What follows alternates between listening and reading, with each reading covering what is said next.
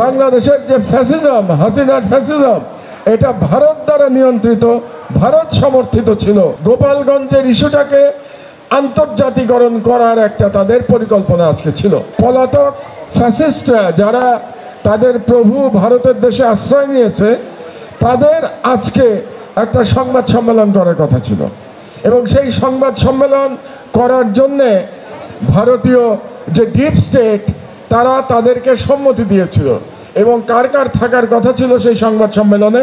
এটি হওয়ার কথা ছিল দিল্লিতে, এবং থাকার কথা ছিল এদের নামও তো ওবায়দুল কাদেরের থাকার কথা ছিল।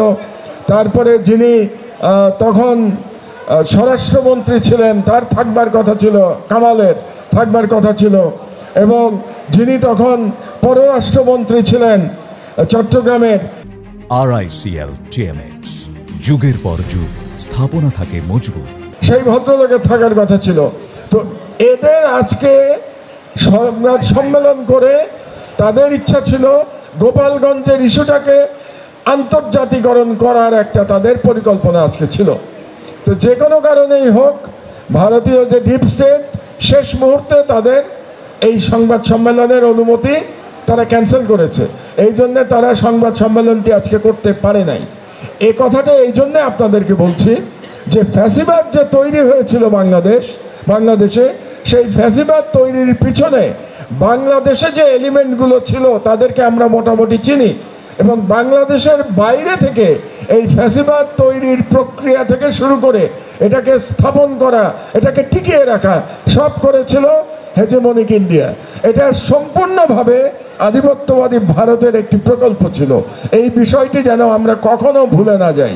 কাজেই যে মহান জুলাই বিপ্লবে যারা শহীদ হয়েছে, যারা আহত হয়েছে, যারা লড়াই করেছে, তারা কেবলমাত্র অভ্যন্তরীণ ফ্যাসিবাদের বিরুদ্ধে লড়াই করে নাই, এই লড়াই একটা আন্তর্জাতিক লড়াইও ছিল।